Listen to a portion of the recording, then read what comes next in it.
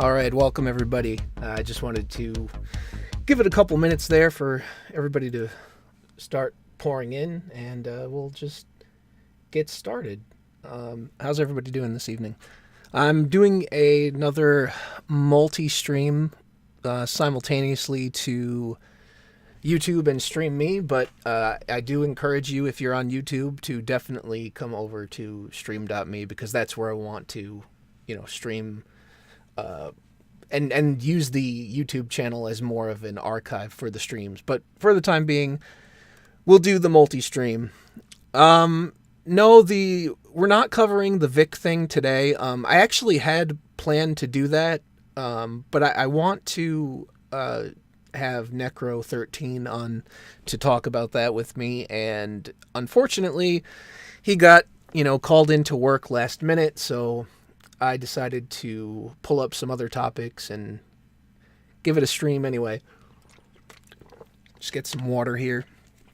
But yeah, so the first thing on the agenda is the situation that occurred at EVO, which I believe was being held in, EVO Japan 2019. And, well, let me just pull up the article here. Well, I actually have a few articles to look at, and the funny thing is, they're basically all sensationalist. The game journalists jumped on this one, and of course, sided with Twitch on this, and even EVO itself. But we'll get into that statement in a moment. I'll even show you guys, what exactly took place that put everybody into such a hissy fit. But this is absolutely pathetic, and it really just goes to show how warped the standards are on these streaming platforms, even, because compared to what took place at EVO, Twitch has female streamers that do far worse all the time, and nothing happens to them. Now, there are some rumors going around as to why that is. Bobby, I see you simul-posting there. I guess you're joining me on the quest for multi-streaming. But yeah, it's absurd. Now, the rumor is that somehow the staff at Twitch are sort of paid off by the so-called Twitch thoughts. And I don't know if that's true. I don't know if there's actually been solid evidence for that. But yeah, I wouldn't put it past anyone. Hold on, let me check out this link you got for me here. Yeah, I did see that tweet, actually. I wasn't exactly going to pull that one up, but I guess I will add it to the queue here, because it does demonstrate what happened. We'll just take a look at it real quick first.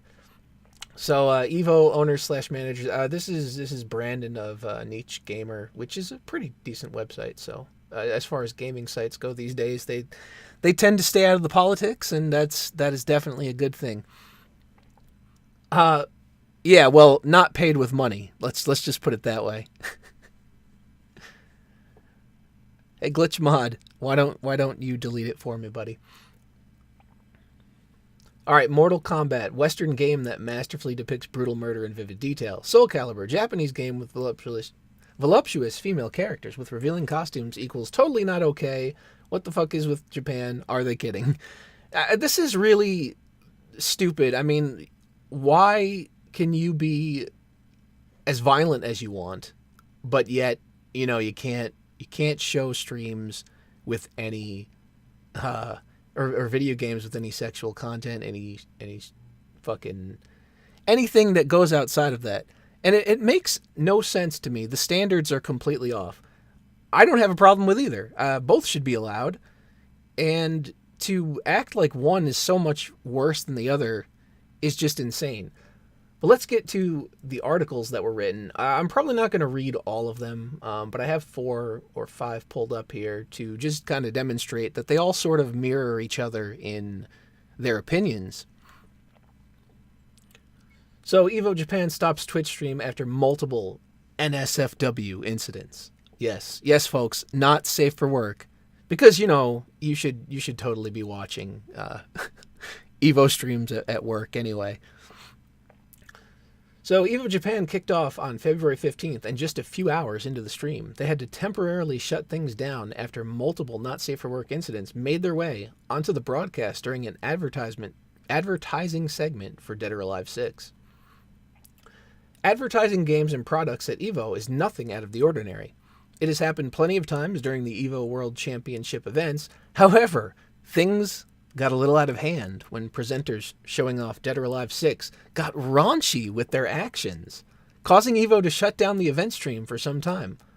While showing off Dead or Alive 6's free camera movement, the screen was deliberately paused, zoomed, and panned to display a freeze frame of what happened in-game, with the fallout of the power bomb from above, looking suspiciously like a sexual act. Oh no!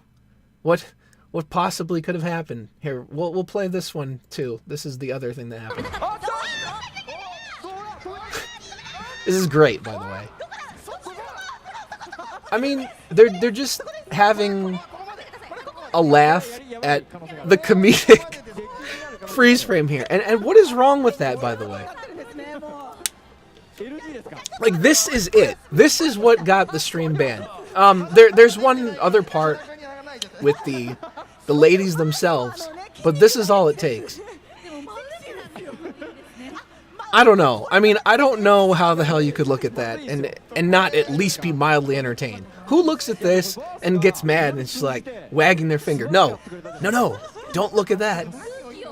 You know, what other streaming service did they use? I'm not sure. So you guys get the idea. We don't have any subtitles for the audio, but from what I gathered, basically they were just, making humorous observations about what it appeared to be. I'm not sure what other streaming service they used, but I heard that they continued it elsewhere. Yeah, guys, that is it. I mean, what were you expecting, though, from all that build-up? Because I was expecting a lot worse. The two women involved in the show started revealing more of their cleavage to the broadcast. Oh no! While the camera zoomed in on them for a few minutes before cutting away to some more DOA 6 gameplay. Alright, well, I do have a tweet pulled up with the incident, but I guess we'll just use the video here. Oh, this is the horror. This is the horror at play.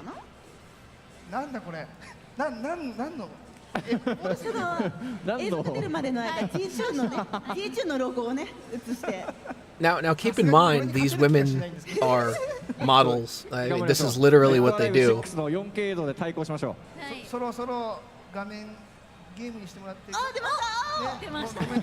Yeah, I know who she is. I've seen her around Twitter. Don't ask why I know that. Okay, that's not even the full clip. There's more, I guess. The Dead or Alive advertisement continued on, with one of the women mockingly spanking the other, and the pair bouncing up and down while the camera again zoomed in on them and their breasts. Oh my god. Oh, the horror. Interesting, though, because I am playing this on YouTube. I wonder if they'll care about that. バイマンプロデューサーがいやでもすごかったですよね。こうやってやった時にこうパンってやったらポンって揺れるそうやられモーションの時の I mean, they're basically mocking the the jiggle aspect of Dead or Alive, which has been one of the main Well, this is just a little bit distracting.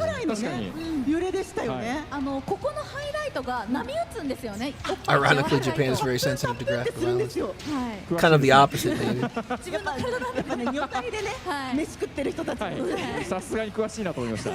I don't know. I don't see anything happening here that was worse than things I've seen female streamers do on Twitch streams. But that's all it was. In a now-deleted tweet, EVO director Joey, Seller, I don't know, apologized to viewers for what they may have witnessed, as it went against the core values of EVO. Yeah, Twitch thoughts are way worse, exactly. He said, the DOA ad that aired on our stream does not reflect the core values of EVO or the FGC. We ended the stream temporarily to protect the integrity of our brand. We sincerely apologize to our fans. So, apparently this tweet was deleted not too long after it was made because a bunch of people, jumped on his case saying, what the hell are you doing? Why on earth would you pull a stream over something so tame? That's nothing you couldn't go out to the beach and see. That's Mr. Wizard. Yeah, that's Mr. Wizard, all right. I think there's definitely a wizard at play here, if you know what I mean. It makes tits make soy boys cry. I imagine it's because, they don't have any chance in hell at ever coming into contact with one directly. But that could be one. That's one theory there.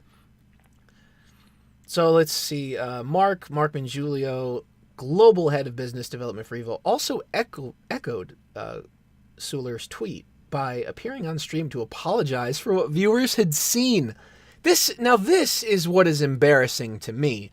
Treating something like this, as though it's such a big deal. And just imagine, you hold this event in another country, and the people that are literally from the country show up to your event to present their stuff, and then you treat them like this over something so tame. But I actually haven't seen this apology yet, so let's watch a grown man embarrass himself. Not live, but, well, he did it live, but we're not watching it live, obviously. Welcome back, guys. You are watching EVO Japan live from Fukuoka. I just want to get on stream and apologize on behalf of Triple Perfect and, of course, EVO Championship Series. The stuff that was on stream just recently from one of our partners that were showcasing their recent title that is going to be coming out does not reflect, of course, the content and the intention of EVO. So we do apologize if we offended anyone during the broadcast. We're so sorry. But, of course, the tournament Look at the guy on the left. He's just like... Of course, more information on our Twitter, so make sure you guys follow and look forward to the rest of the event. Tasty Steve is here. You guys can see him. We are going to be getting on with the show. He's just with like, King what of the Fighters fuck have I 14, gotten so we'll myself be back into? with more action at EVO Japan. Stay tuned. Guy honestly looks like he wants to laugh. And, any normal person would. That's just... you would think that something so terrible happened here. After some downtime, the EVO Japan stream returned to Twitch to continue showing some fighting game action. Channel has not been banned by Twitch, despite perhaps falling foul of their rules and guidelines regarding not safe for work content. I will say, all right, great, Twitch didn't ban them, but I guess it was the EVO channel, so quite frankly, I don't care if they get banned, because here they are treating this as though it's something so terrible. But this is just one of 5 articles that I found. All I did was type in EVO Japan, right? And these are the fucking top 5 results, which drives me insane, because it really just goes to show how they kind of have control of the narrative. Like, you won't get another perspective on this unless you dig deep enough. And let's be real, guys. Most people aren't going to take the time to do that. Most people kind of just see these things and they're like, oh, they look at the headline, may not even click on the article. Like, man, that's fucked up, because they'll read this headline, EVO Japan stream taken offline as Dead or Alive 6 segment gets raunchy. They use language, manipulative language, to kind of set up this situation where the person will go into the article expecting something ridiculous, right? And it may even convince them, if they're stupid enough, to kind of see what the article wants them to see, regardless of the video evidence. And it's not the first time I've seen things like that. I mean, just think of, for example, the whole situation with the MAGA hat kid. I said MAGA and hot the same. Never mind. Fuck my language fumbles. The MAGA hat kid. And how, if you see the framing of the video, they're like, this racist child, smirked in the face of this poor Native American man, this veteran. And you go into it, expecting, oh, this fucking kid, how dare he do this to this man? And you watch it. But, for me, I watch it and I'm like, wait, where's the bad part? Because you set this up in such a way that it sounds like the most horrible thing ever. And then you take a look for yourself, and it's really not so bad at all. And it kind of drives me crazy how people fall for that so easily. It's like, all right, guys, do your eyes work? Do your own sense of perception and reality come into play here at all? Or do you just consume everything that you read and kind of just buy into the narrative? Because sometimes it feels like there are way too many people that do the latter. So we'll just kind of take a look at these, and if you pay attention, you'll notice that, they mirror the language. So in the other article, they said raunchy in the article. In this one, they say raunchy in the title. EVO Japan, the companion event to fighting game tournament EVO Championship Series, kicked off on Friday in Fukuoka, Japan. It's the Japanese tournament's second year, and it's off to an auspicious start. I blocked myself with the fucking mouse there, pointer. Thanks to a segment that focused on upcoming fighting game Dead or Alive 6. That segment, ostensibly meant to promote Dead or Alive 6, led organizers to take the Twitch broadcast offline and apologize to viewers. EVO organizers appeared to take issue with the presenter's demonstration of Dead or Alive 6's free camera controls. So they took issue with a feature in the game that they allowed to be featured at their event. Do you see how stupid that is? Another portion of the segment paused during a fight between wrestler Base and fighter Neotengu. Suffice it to say, the two were engaged in a grappling move that looked highly suggestive. Oh, how dare they? How dare fictional characters that don't even exist be posed in a suggestive manner? Which really is just a result of the special move and then being paused, because they don't remain in that position for long. The only thing is they froze the frame in that position. But it may have been other onstage antics involving a pair of spokesmodels that led organizers to cut the stream. Grabber models Saki Yoshida and Yuka Koremuchi posed for the cameras, then mimicked the infamous jiggle physics of the Dead or Alive series, much to the delight and bewilderment of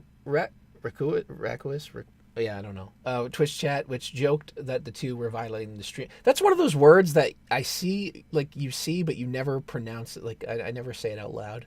I feel stupid right now, but that's, maybe I am. We're violating the stream platform's terms of service. We're cautious. Yeah, somebody will get it. EVO Japan organizers shut down the stream shortly after. The DOA ad that aired on our stream does not reflect the core. Okay, we're reading the same shit now. Then they go on to the other guy's apology. Dead or Alive 6's EVO Japan representation stands in contrast to how Team Ninja and Koei Tecmo have pitched the game, de-emphasizing the sexualized nature of its female fighters in early previews. So that's actually really fucking funny, where Team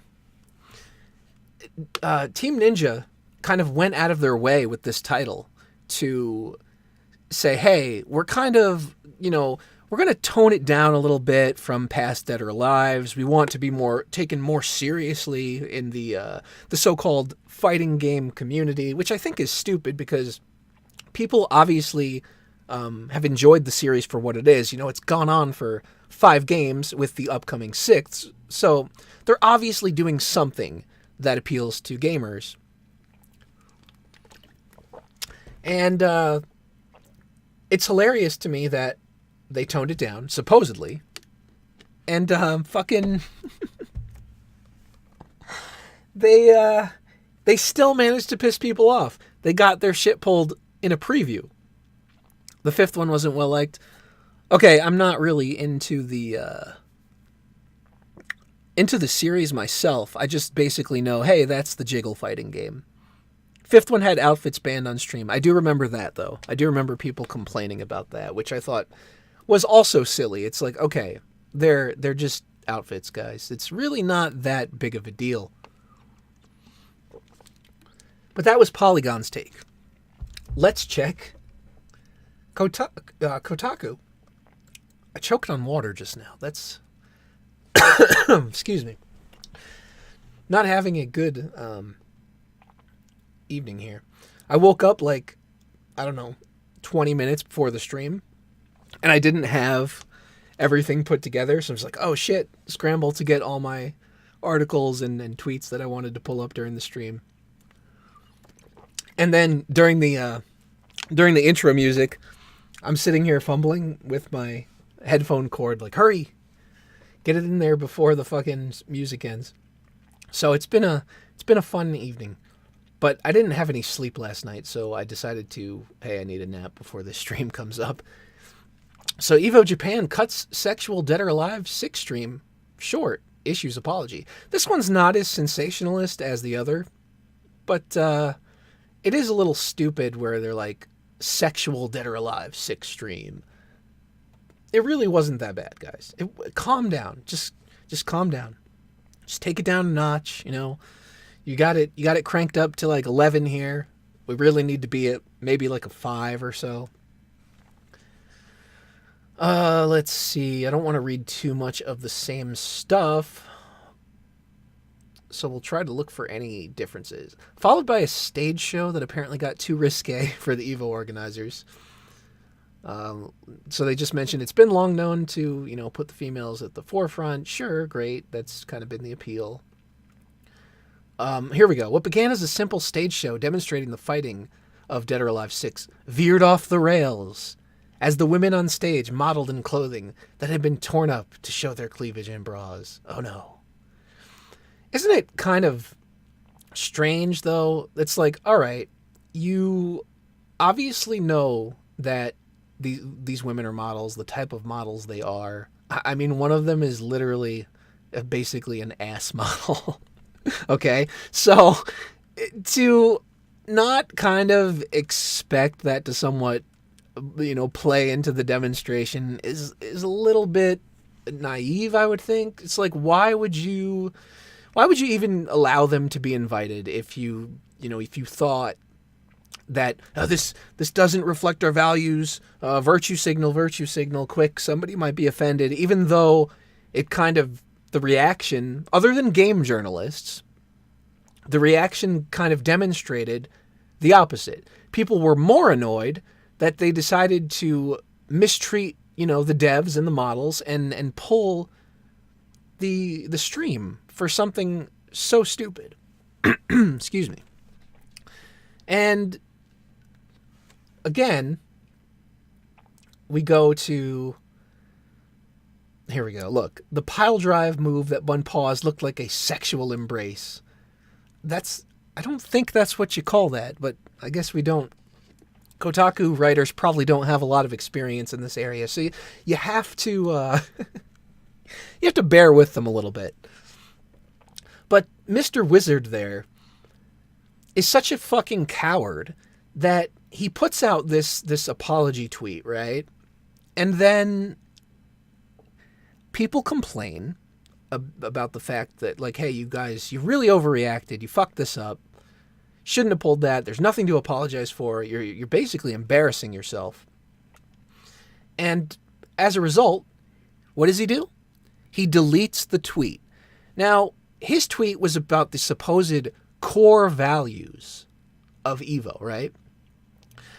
How can you claim to have core values? How can you say they were not reflected this evening? And then, depending on the reaction you get to that statement, you back off. Okay? That just goes to show that you don't have any values. You don't have a spine. You just virtue signal, and then if it doesn't go the way you want, if you don't get the positive response, you pull your fucking statement like a coward and hide.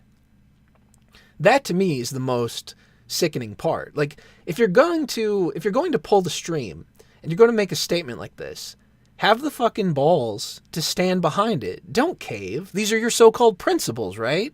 Stand by your principles. But they don't have any. It's all for show. Meanwhile, the simultaneous broadcast on Japanese live stream platform Open Record, I guess, Open Rec, which I imagine stands for record, remained live the entire time. So there you guys go. There's your answer as to what the alternate streaming platform is. I'm going to check that out after the stream. Let's do that. I don't really know what kind of I guess it's just a general live stream platform, so I don't know if they have like a specific specialty. I don't know if it's gaming or just kind of do whatever you want, like with what Twitch has become. Well, do whatever you want as long as you have an in with the staff, because if not, they're gonna ban your ass.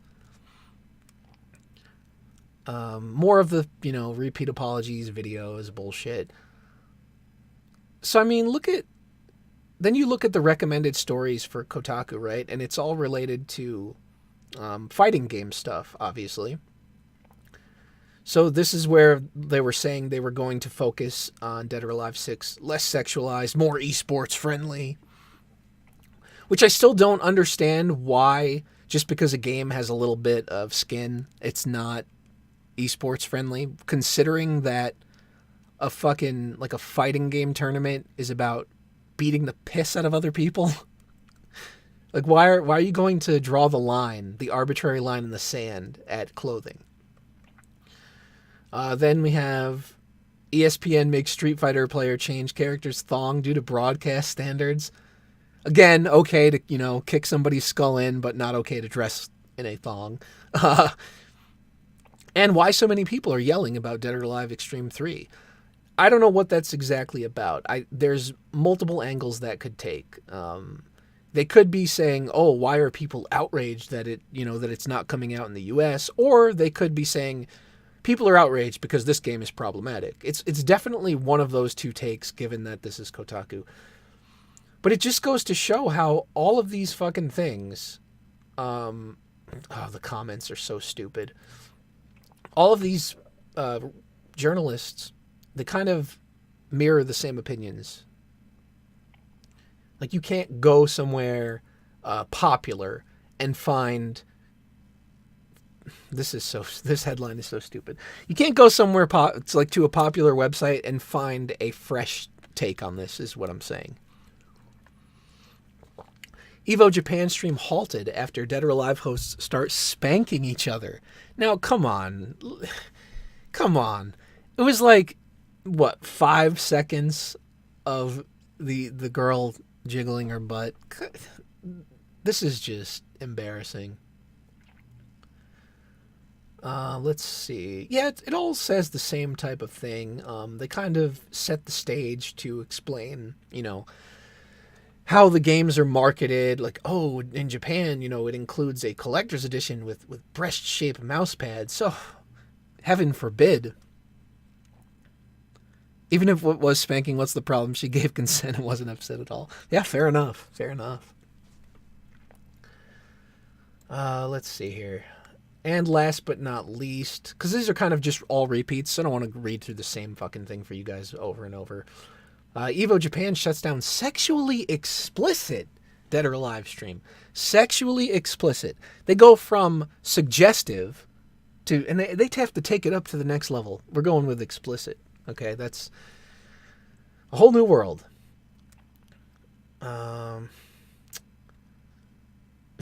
He's deleted his tweet, deleted the apology for uncited reasons. Yeah, it's called cowardice. Women who model in typically explicit advertising towards men. Oh no. How dare female models appeal to men? Like, I mean, come on now. Yeah, we get it. Lesbians exist and whatnot. But of course, these types of models are mostly going to appeal to men because most men, contrary to what these people would like to tell you, are interested in women. They are attracted to women. That's nature. I don't know. It's a little bit silly to me. I really can't stand when they kind of do this to themselves. They take a very tiny situation, blow it up way out of proportion, and pretend that there is a massive outrage about it. Like it's the worst thing that's ever happened. And I understand that part of that comes from the fact that these guys are journalists. They want the clicks. That's kind of how they do their thing. But you even have the broadcaster doing it. This isn't even the perception of the journalists alone. It's the actual event doing this. I liked Twitch, but day after day I see it getting worse. I'm kind of done with Twitch. I used to do gaming streams on there, but I just don't like the way that they treat their streamers. It's kind of like you never know what's going to get you taken down because they don't really play by their own standards. Like, you could go to somebody else's stream and see some shit and be like, oh, that's allowed, okay.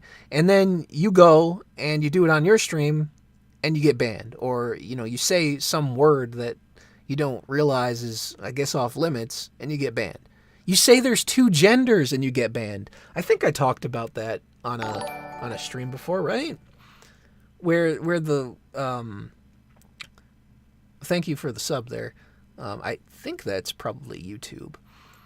But yeah, there's just no standard. Like, there's no standard that applies to all. It kind of goes on how much do we like this streamer?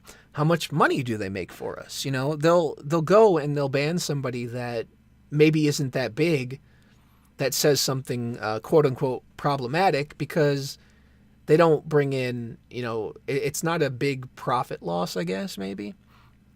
But there's so many female streamers on Twitch that do the weirdest shit. They're on there. Look, I get it. Okay, it's yoga, but they're on there doing some what you could argue are suggestive poses, much in the same way that they considered that power bomb a suggestive pose. Okay, I don't have the image right now, but somebody had screen capped something that took place on a Twitch stream, and it was basically a girl on the floor in yoga pants in that position that the woman that got slammed into the ground was in, obviously without the man on top of her, but it's the same kind of thing. She's laid back with her legs, up in the air, almost touching her head. So why is that allowed? It makes no sense. But I guess it's different. Different somehow. Let's see here. The Dead or Alive franchise has received growing criticism over the past 20 years and is largely absent in Western media and the fighting game community as a result. Booth babes, like the Graver models, are also a legacy promotional element absent for several years now due to criticism regarding the sexualization and objectification of women in the industry. Now, here's another interesting thing. These are the same type of people that are like, equal pay, women should have freedom of choice. We need women to have more jobs, right? And then they go and they take jobs away from women because they don't like the choices they're making, okay? Now, again, this is a matter of claiming to have one set of standards and doing another thing. It's like, it's not about protecting women. It's about protecting women with a certain ideology. Otherwise, you don't count. Otherwise, you're a traitor. Otherwise, you're appealing to men.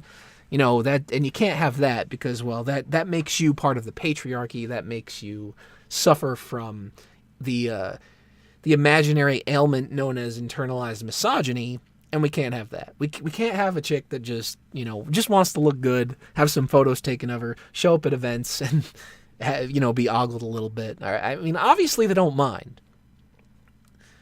The interesting thing is that it's not even a matter of just like, oh, here's some random girls, right? I at least know the one on the left there is into like the gaming and anime scene, because from some of the the posts that I've seen from her and stuff, it features things of that nature. So it's obviously a hobby that she's into. So it kind of makes sense that she'd be involved in these events in some capacity. Let's see.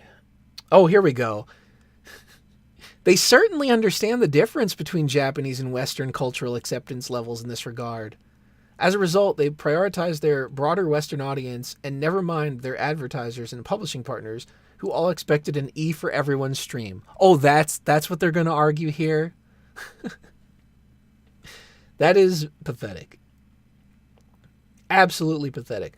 And you know what's great about this is Excuse me. These are also the type of people that will tell you, don't appropriate culture, don't impose your values on another culture. How dare you tell this culture they're wrong about something? But yet, when it comes to something they don't like, they can come in and be like, nope, our way is the only way. E for everyone. Yeah, E for everyone stream for an M-rated game punished. That is a very good way to put it. It makes no sense whatsoever. Obviously, just by the nature of the video games, it's not going to be E for everyone according to the very rating system that the games follow. So their argument is bullshit. Complete and absolute bullshit. And yeah, Reset Era is a terrible, terrible website.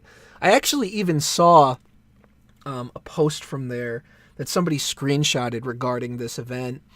And I don't know what the context was because they just posted the person's reply, but it was something to the effect of, well, you don't know how the women really felt about it. They were getting paid, so obviously they were there. It's like, all right, come on now. Are we all going to pretend that that all these women are just, easily led by the money? They're kind of being forced into this work. It's just pathetic. Come on.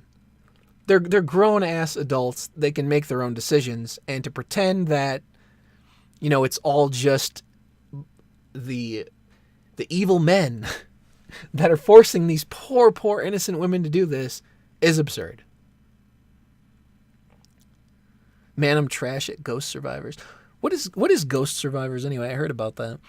I've heard the title, but I don't know what it is. Which game? This game is banned on the site or just this stream? It was Dead or Alive 6, and I know that the volleyball game. You're talking about Dead or Alive Extreme. No, this is actually Dead or Alive 6, which is the game from the main series, and they were just fucking banning it because they freeze framed a specific image with the camera and said, oh, they're sexualizing the characters, we have to pull this. And then you got the models, they're like, oh, the models touched each other, how dare they, we have to ban this. When really it could have just been so much worse. But I think that really kind of gives you guys a good, I would say, view of what the narrative is and what they're spreading here. And it's all bullshit, as it usually is. Let me go through some of these. Yeah, this was just the guy posting what Mr. Wizard doesn't want you to see. Yeah, I made the joke. It's like, okay, so EVO says this is against their core values, right? Well, so apparently it's against the core values of EVO to please a woman, right? But it's just sad. He even got blocked by him. That's fucking pathetic. So yeah, see, while I don't want to appeal too much to this person, but just comedic observations, this is what happens when the characters get hit. That's basically what they were saying. It's like they're showing you, oh, this is what happens. Here's the jiggle physics. And they kind of did a real life demonstration. I don't know why that would upset anybody. I can't think of any person that I've ever come across that I know personally that would look at that and be like, oh, I'm so mad they have to take this on. Yeah, not really a fan of this person, and obviously they are not they're not a Japanese housewife. Come on. Let's be real here. I don't know what their actual identity is, but it's certainly not that. It's just a persona, some kind of weird LARPing, catfishing bullshit. It's a fat white dude with no friends. Sadly, I'm willing to bet you're correct. Absolutely correct. This is just me calling them a coward because I think it's fucking bullshit that they pull this stuff. These are the lovely ladies in question. This is basically, stating that she's showing off her ass. I don't know if I could show this. Jesus. These are like a list of some anime that she's into. You know what? It's nothing bad. Here's them at the event. This is the other chick. I mean, this is literally what they do. I don't know how you could expect anything else, you know? Oh, all right. So I guess we'll move on from this. You know, it's just more of that fucking embarrassing social justice-y, you know, let's pretend a bunch of people are offended about this so we can act like we're, you know, morally righteous and virtuous. Pathetic. It's just pathetic. Moving on. I have a couple of other things to cover. These are little random tidbits, and then I think I'm going to cover some of the relationships.text Twitter, which covers, I've read from it before, and they cover a lot of posts from our relationships on Reddit. So there's always some interesting and entertaining stuff there. And I kind of just want to, you know, get away from the aggravating bullshit of stuff like this and, you know, move on to some other topics. So I'd opened with that, and now we can move on to some more, hopefully entertaining things. I'm sure there'll be some shit that'll stick with Bernie and you'll make it. Yeah. So you already know this is fucking retarded, right? But let's read what little Bernie wrote here. Man, I don't get why people get sad about getting rejected. Just do what I do. Don't. Ever. If you feel that urge, just suppress it. Choke it like the cancerous flame it is, because 9 out of 10, it will only lead to pain and awkwardness. Just eat, sleep, and work, and it'll all be peachy. Now, does that not sound like the most robotic solution that you've ever heard? Just eat, sleep, and work. Be a mindless drone. Don't think. Don't have normal human emotions when it comes to relationships. I think it's sad here that this guy thinks that this is a normal take. So I can't tell if he's being sarcastic or not. You know, I was kind of trying to see when I looked at the tweet, because it's always hard to tell, so you kind of try to gauge through the replies. Okay, is this person joking around? But they replied to their own tweet and they're like, "Oh yeah, sorry I got dark." So I actually think that that he was serious. And I mean, even if he's not, it's kind of there's not much indication here that it's satirical. Usually you can at least tell, right? A little bit. But then again, with the way that parody and reality have kind of blended together, who can tell anymore? The profile pic and username is all you need to know. Yeah, you know, sadly that seems to work a lot of the time. But this is just a really dumb way to think about this, and it's really stupid advice to give other people. I mean, okay, if this is how you think you want to solve it, whatever. But to tell other people that this is what they should be doing when they get rejected is stupid. This is how you end up with crazy people that go off the rails when they get, you know, rejected for the 200th time, because they never truly process what they're feeling. It's okay to feel sad about getting rejected by somebody that you care about and doesn't return your feelings.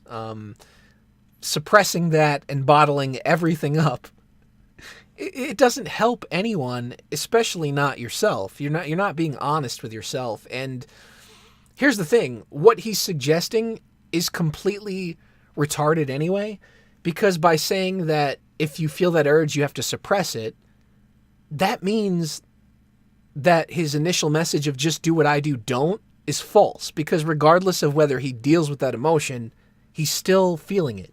Okay? The only difference is that he's pushing it way down deep inside and pretending everything is okay, when in reality it's clearly not, because otherwise you wouldn't be needing to suppress your feelings there. Bet this guy / tranny has dealt with rejection plenty of times and thinks this is how you deal with it. Is that really what that person is? I didn't look at their bio or anything. Shit Rat and Kraut. Yeah, those are definitely examples of guys that just bottle it up and then they end up going crazy. I'm just guessing. I don't know for sure. Okay, I don't know either. I just figured I'd ask because, well, it's always possible.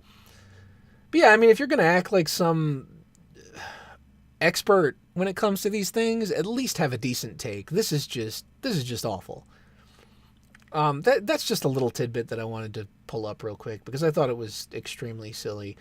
The next one was forwarded to me, and oh boy, is it a doozy. Now, I don't know how many of you are aware of the anime movie Your Name. It was pretty popular last year or the year before. I think it was last year. I don't remember when it came out. I think last year. Anyway. Well, wait, was it 2018? It may have come out 2017 and then like the DVD or something came out last year. There's going to be a live action version, right, of Your Name. And I hate when they do this. It's not a Japanese version. It's going to be American. They're doing the whole Western lens thing, as stated here in the tweet. And what are they doing about it? Oh boy, this is great. The Mark Webb-directed live-action Your Name is going to have a boy from Chicago body swapping with a Native American girl. Which is maybe... Oh, he separated maybe when it's supposed to be one word. How they're going to adapt Mitsuha's Shrine Maiden traditions from the original. This is just fucking sad. Let's read what they're doing here. I have seen this website before. I don't know exactly if they have any like slant, but I guess we'll see with the way they write it. Adaptation of Makoto Shinkai hit now has a high-profile American director who the producers say was their first choice. After becoming the biggest international anime film success of all time, the next stop for creator Makoto Shinkai's Your Name is a live-action American remake. Oh boy. That's something that nobody with a functioning brain would ever ask for, because the movie is fine the way it is, okay? Why do we need another adaptation? Why do we need a remake of something that, as they just stated, was the biggest international anime film success of all time? Meaning that regardless of whatever cultural barrier there is, people loved it anyway. Okay? Yeah, it's kind of a romance thing, but it also has sort of a like a fantasy time travel sort of aspect to it. I actually didn't think it was that bad. I see we have some people that weren't fans, but I didn't think it was that bad. It's at least watchable for a one time through. The 44-year-old Webb is perhaps best known for helming 2012's critically underwhelming Amazing Spider-Man and his 2014 sequel. Yeah, it's funny how they worded that, right? But his more significant directing credit comes from farther back in his career with 2009's 500 Days of Summer. While it may not have the science fiction elements of Your Name, Webb's work in 500 Days of Summer shows that he can tell a compelling romantic story while jumping back and forth between different points on the narrative's timeline, and those talents could lend themselves very well to Your Name, in which the perspective is constantly switching as the male and female leads swap bodies. I wonder how they're going to handle the part where they switch bodies, right? And I think it was like the first time, and they kind of acknowledge the whole like, oh, I'm in a body that has a dick. Oh, I'm suddenly in a body that has breasts and a vagina. Like, are they just going to skip that now because it would be considered problematic? Or is it once again one of those things where it's like they complain about it when Japan is doing it, but they're like, oh, it's okay when we do it because we are presenting it through our Western ideological lens, which somehow excuses us from things that we would normally criticize. Let's see. Webb also has extensive experience as a music video director, and considering that Your Name anime contains multiple musical montages, maybe he'll put those skills to use too. No, please don't do that. Oh, it's sounding more and more cancerous as this goes on. Speaking of Your Name's characters, I can't imagine something worse than us not only having to sit through a live-action anime adaptation, but then having like a musical montage featuring like Beyonce or something, you know? The live-action film will indeed have the Western viewpoint that scriptwriter Eric Heiserer claims the Japanese rights holders want. Somehow I'm not sure that I buy into that, but maybe. Maybe they want... You know what? Maybe they actually want that to kind of like... I was going to say to sort of differentiate themselves from the original enough, but I don't know. Then it's kind of weird that they would even agree. But I guess, it's, you know, it's one of those money talk situations. While the anime Your Name is centered on a boy living in Tokyo named Taki and a girl living in the mountainous countryside of Gifu Prefecture, Mitsuha, the Hollywood version will instead be about a boy from Chicago and a Native American girl in a rural community. Oh, well, so here we already have our fucking like oppression stack here, right? Boy from Chicago. I wonder. I just have to wonder. Native American girl. Yeah, we're going there. We're going through the whole like, oh, we have to understand different ethnic backgrounds and cultures because that's the West. We're so diverse. The introduction of different ethnic backgrounds is an element that wasn't present in the homogeneously Japanese anime. Oh, well, shocker there. But Mitsuha's background being steeped in ancient Japanese cultural traditions is both a major motivation for her actions and a critical plot point. So perhaps the American side of the production felt making the female lead Native American was the closest equivalent for an American setting. I mean, no, not exactly. But whatever you got to do to justify, right? Genki Kawamura, who served as a producer on Your Name anime, and will also do so on the live-action film, issued a statement saying, "We are excited that..." Oh boy, why? "We are excited that Mark Webb, our first choice for director, will be directing the movie. He's an expert at telling love stories such as 500 Days of Summer, and I'm convinced that his fresh perspective on Your Name will take it to new heights." I'm not so sure. And look, I don't even understand a statement like this, because once again, most popular international anime movie or whatever it is that they said, right? That's so stupid. It's like it's already a massive success. You have a recipe there, regardless of, what we think of it, it resonated with people, right?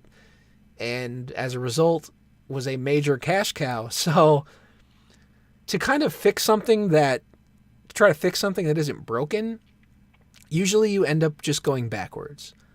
I mean, I can't think of many remakes where I'm just like, hey, that was way better than the original, so I don't even want to have anything to do with the original anymore. Most of the time, I go into it and I'm thinking, all right, if I really want to watch this, I will try to take into account that it's an adaptation and it's not going to follow, exactly the way the original went.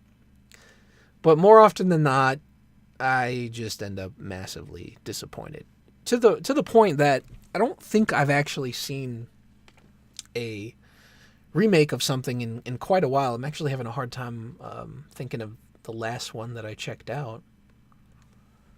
Maybe it hasn't been as long as I thought, but it definitely slipped my mind. So it's obviously not a memorable remake, whatever it was. They're just translating the tweet there. Shinkai apparently isn't just being polite either. In the same tweet, he says that he's snuck an homage to 500 Days of Summer into his upcoming anime film Weathering with You, Tenki no Ko, and hopes that Webb's fans will enjoy it should they watch the animated feature, which is scheduled for a 2019 release. The Hollywood Your Name, meanwhile, still has no projected release date. Can we... Is it possible that this is never going to happen? Is it possible that maybe it'll get, it'll never make it off the ground? I don't know. I definitely don't know.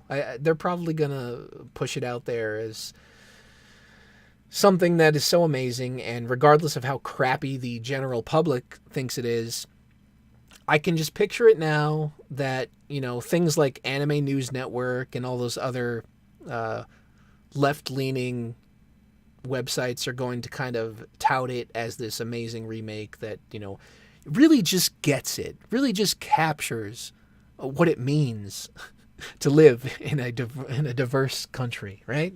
That's what they're going to do. I haven't seen the Death Note movie, no, but I heard it was terrible. Did they do a movie or a series? I don't even remember. That's how much I care. They don't lean left, they are left. Oh, fair enough. Fair enough.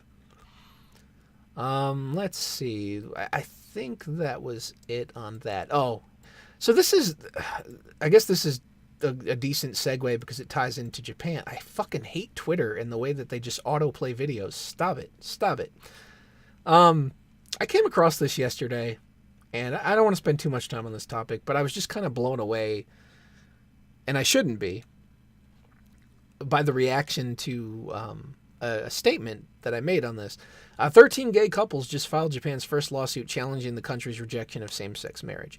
Because, you know, in a country that has supposedly been, you know, so concerned with birth rates, they should really be worrying about gay marriage. That's definitely on the top list of priorities here, right?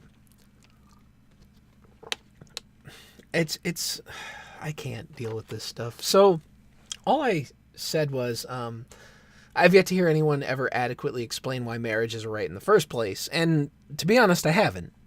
It just doesn't seem like a right to me. I feel like the term right is used very loosely, both in the political aspect and in the term of, you know, what we offer to citizens. So I got a response. Marriage is a human right as set out in the Declaration of Human Rights. Now, I'll be honest. I don't have the Declaration of Human Rights memorized. I don't even remember ever reading it. So I did about 5 minutes of research because that's all it took to figure this out. But I said, I'll show you the screenshots as well, but I said, yeah, but appealing to that doesn't help the argument for those people, as it's based around the natural and fundamental group unit of society, which everyone knows is a mother, father, and children, meaning the rights can be changed, thus not immutable. I mean, I don't think, they always talk about like, oh, these are rights that nobody can take away, we don't, you can't change them, but it's not. Declaration of Human Rights is a joke. Yeah, I kind of gathered that from reading it. So if you look through here, you don't see any mention of same sex. And in fact, you see a lot of mention of men and women. You see specifically husband and wife. There is no mention of anything that would make you think that marriage is anything other than between man and woman. So in my view, looking to this document and being like, marriage is a human right. No, it actually kind of says marriage is a right for husband and wife, right? So it doesn't really support the argument that he's trying to make there. Because if we go by the Declaration of Human Rights, then it's husband and wife. What they're trying to do by this protest is they're trying to change that idea. So for me, for this guy to come back here and like appeal to this document is retarded. He obviously didn't read it. Let's be real. This is one of my favorite things when you say, when you're like, yeah, everybody understands that the natural and fundamental group unit is mother, father, and children, right? That's a family. That is the natural family unit. There's no getting around that. But what I love what these people do is they kind of pretend. They play this game where they're like, well, what is it really? That's an assumption. Families come in all different forms, actually. It's like, all right, look, everybody knows that it is possible to have different groups of people that are made up and consider themselves family. Like, obviously, you can have a child that lives with their aunt and uncle because their parents, for whatever reason, are unable to care for them. Maybe they passed away. Maybe they're drug addicts. You don't know. The point is, those are uncommon cases. A son isn't born to their aunt and uncle. A son is born to their mother and father. I hate when they do this manipulation where it's like, well, it's actually this really fluid thing that doesn't mean anything because there are so many outliers. I hate that. It's a dumb game. Everybody understands what it is, okay? I said, there's a very good reason why that assumption exists. It's due to the fact that nature requires a male and female to reproduce. That doesn't mean there aren't other forms of families, but that's the natural one due to biological reality. Not to mention, it's in the very document you cited. Overall point being that if it can be changed as a result of protest, it's not really an immutable right, even if it ends up saying so on paper. I think there were some stupid... Let's see. Huh. Did that person delete? Oh, okay. Yeah, somebody else jumped in later. So this person says, which has nothing to do with the right to get married. Said, apparently it does to the declaration you cited, showing the husband and wife. He replies, having children isn't a requirement for being married. You are deflecting from the issue. I'm deflecting from the issue by pointing out how the very document that he appealed to explain to me why it's a right doesn't support his argument. That is some mental gymnastics of Olympic caliber. Obviously, it's not a requirement, but it's usually the natural progression. So his last response was, oh, it actually appears you're right. Somebody then jumped in later on and pulled that. They did the very same thing with nature that the other guy did with family, right? They took something I said and then tried to argue semantics when it was very clear what I meant by what I said, okay? Everybody understands that when I said nature requires male and female to reproduce, that's for, human beings and many other things in the animal kingdom. But I get boy, you are so wrong. There are so many species that do all kind of weird shit. Yeah. Okay. There are obviously other creatures on planet Earth that reproduce in different ways, but they are hardly the majority. And why does it matter? Because we're talking about human beings. Like, how does this help you in any way, shape, or form? Let's see. No, I'm not wrong. Just because you can point to some other life form doesn't mean it's not true for humans.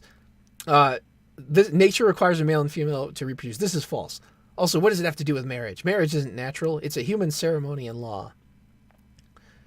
This guy obviously didn't read the thread, because the reason we got into that was because he was pretending that families have no solid meaning. The reason why I brought up biology is to prove the point that families do have a solid meaning, that normally it's, mother, father, children. Yeah, this is so stupid. Like, bringing up, oh, a woman can go to the nearest sperm clinic and get pregnant. Okay, but how does that happen? How does the sperm get to the clinic? Oh wait, a male, he goes there and, puts the batter in a cup and they freeze it or whatever. You need a man. Right, exactly. You need a man for the sperm. The argument makes no fucking sense. I was actually just kind of surprised, even though I shouldn't, because I've seen so much shit, just surprised by the reaction that I got to such what I saw as a very innocuous comment.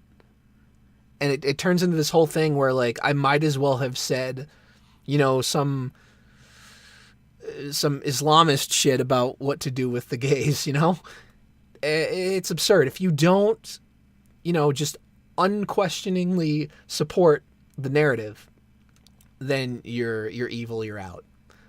But yeah, I think this is a mistake. I think this is a stupid thing to be focused on when everybody's usually always making a big deal about the whole Japanese birth rate thing.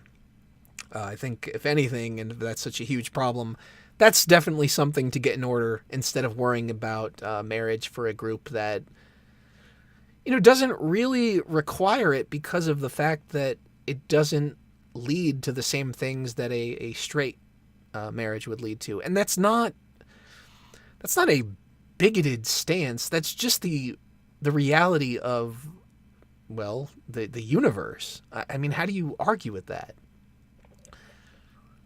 The funny thing also that I see that happens a lot, the other person did it, and I don't know where exactly the tweet is. It's not important.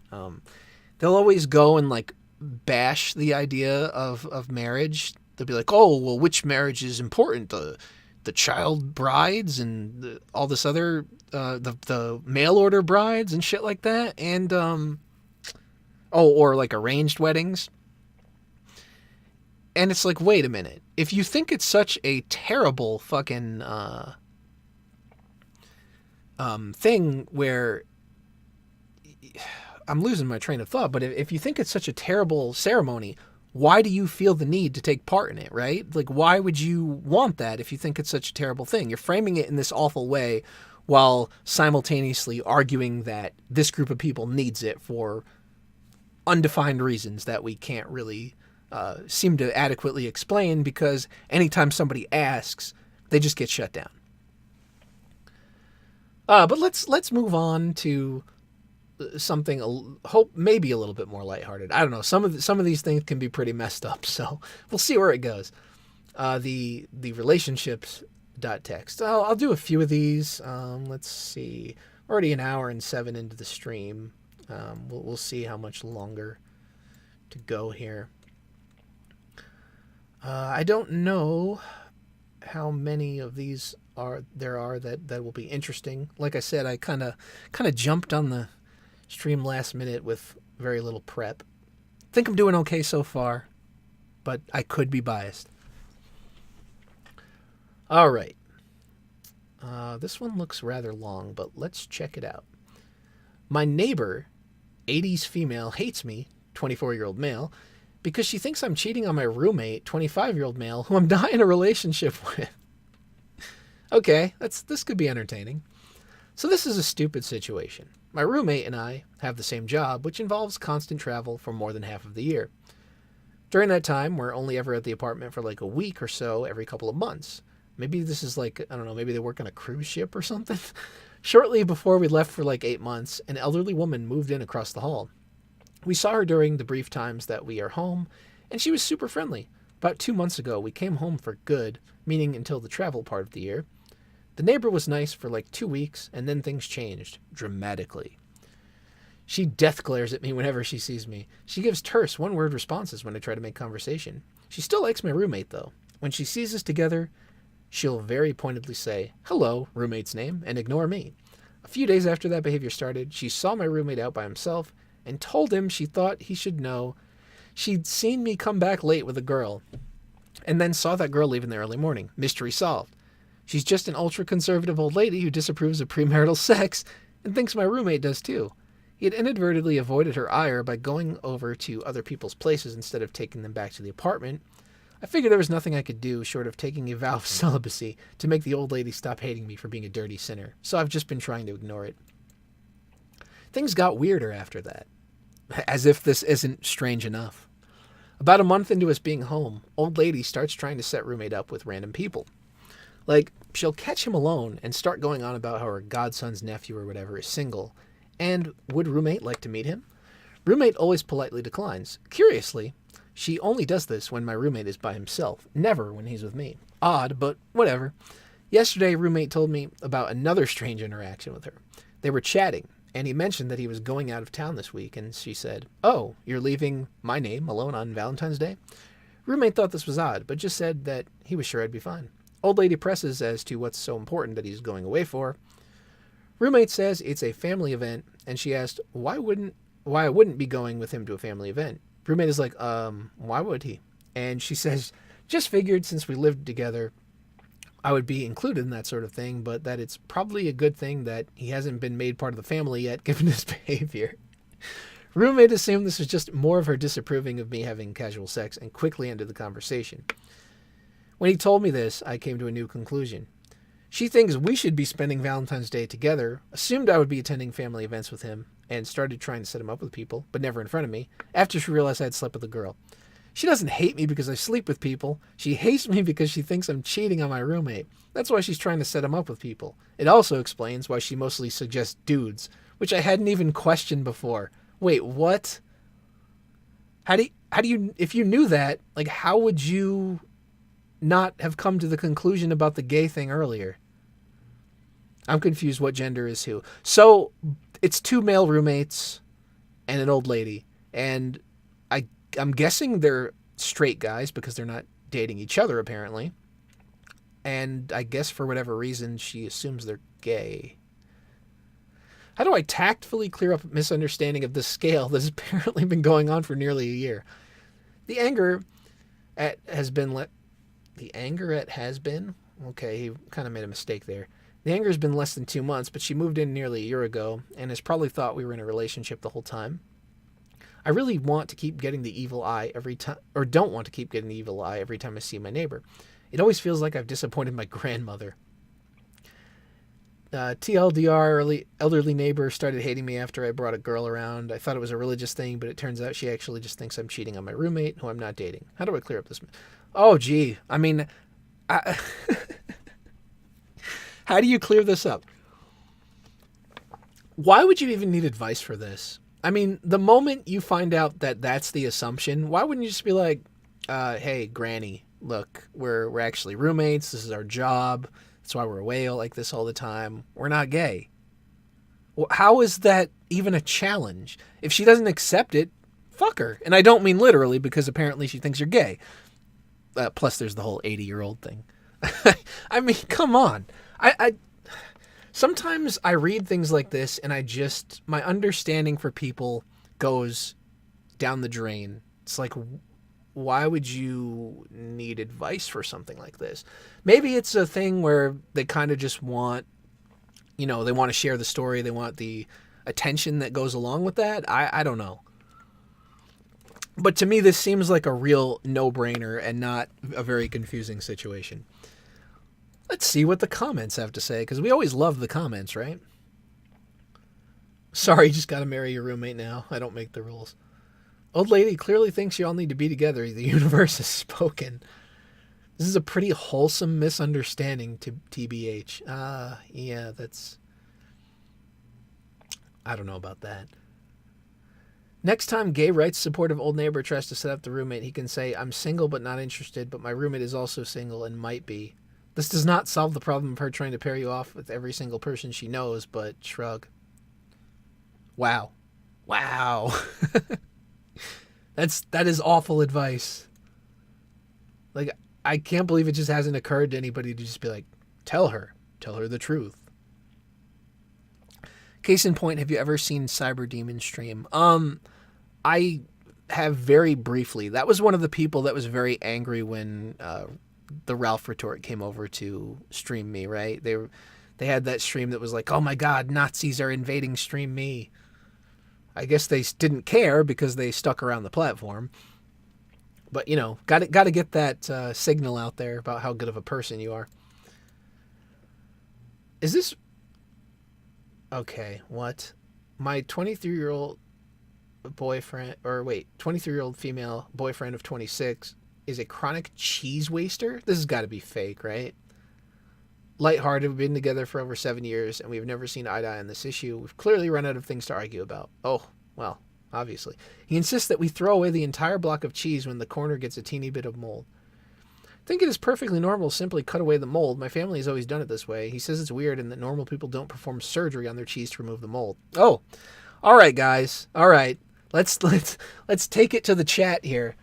When you see mold on a block of cheese, do you, A, cut around it, or B, throw the block of cheese away?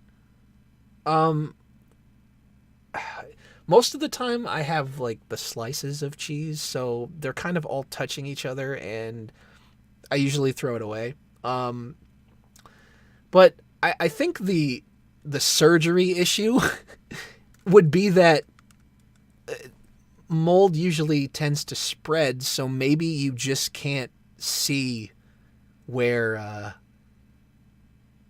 where it is all is yet. I don't know. Cut it, but cut deep. Mold goes deep below where you can see. Gas the cheese. Well, the cheese could lead to gas if you're lactose intolerant, so there's that.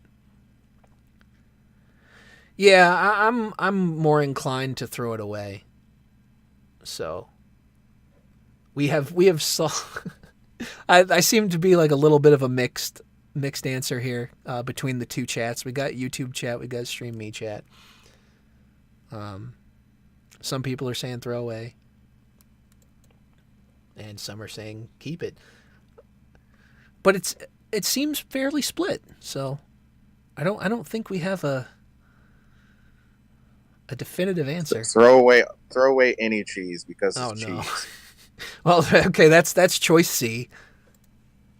And welcome to the stream of relationships.txt. All right.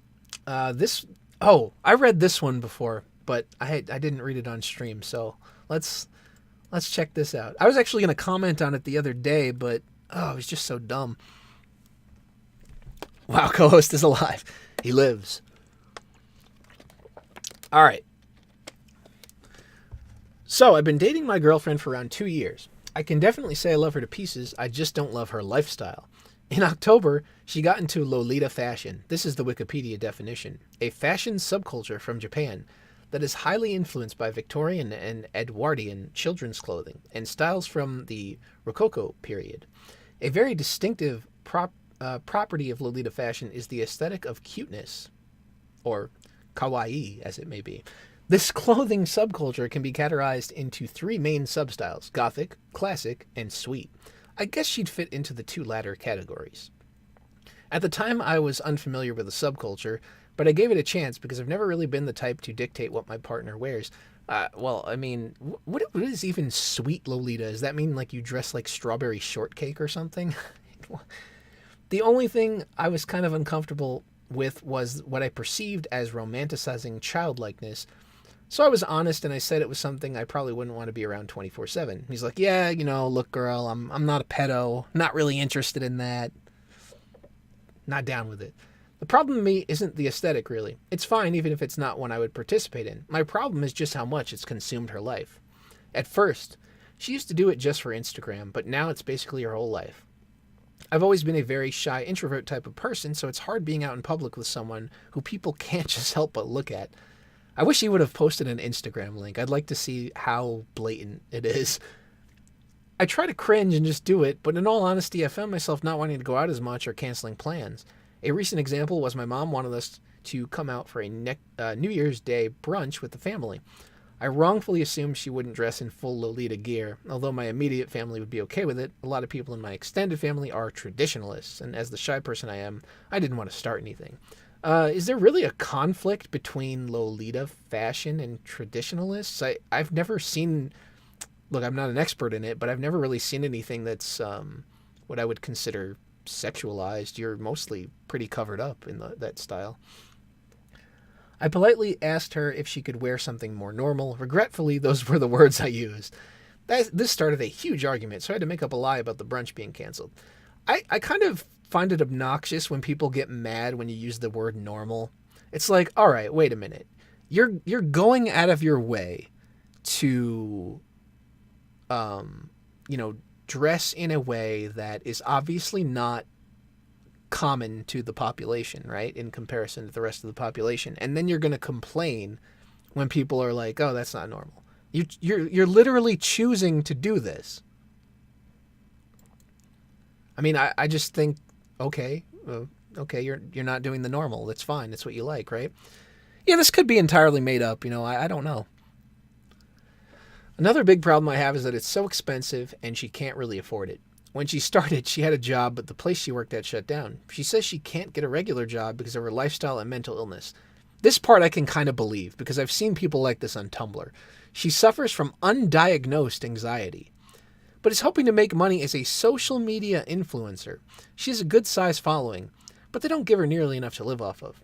I've been pretty vocal about why I don't like this, but she just breaks down and cries and says, I don't understand. Makes me frustrated because she never has money to do things as a couple or to even pay her rent. She's constantly late or short, yet blows thousands of dollars on clothing. Around Christmas, I wanted to buy her something Lolita related and was shocked at the prices. Oh, so he's an enabler. It got me curious, so I looked around the site and saw multiple items she owned. In total, she would have spent around $1,300 on that site alone, and that was just for a few pieces of clothes. Yeah, it's from what I've seen, it's pretty expensive just because it's rather stylish and intricate, you know. So really all the money she puts into it is from her savings or her parents. Her parents are very against it, so I know if she did get money from them, I think he means for it from them, she probably had to lie about the reason. I don't know if this relationship is worth saving, yet I want to at least try. No, it's not. Yeah, probably not. But at the same time, I feel like there's a lot to left to be desired with this post. He mentions like the mental illness thing and the undiagnosed anxiety, which is kind of a red flag for me. It's like, well, you're in a relationship with this girl. Why are you, or at least why did you not allude to it? You know, you're at least trying to make her do something about it, as far as, I don't know, talking to someone or talking to a doctor. I feel that this guy made up the story to attack several things he does not like. Well, that certainly wouldn't be the first time. Wait, so cosplay is bad? Is that the point of this article? I mean, if this is real, it's obviously stupid if you take a hobby to the extent of not being able to pay your rent.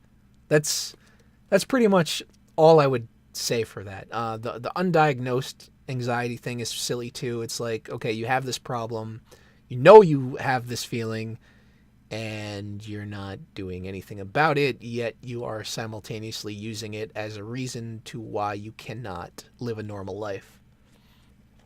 Which, at that point, I start to lose, sympathy for that, because then it's like I get that it's hard to solve those problems overall, but at least the attempt shows some kind of want to get better. It's not real. He says she can't pay rent, but she must be working to bring in money to buy stuff.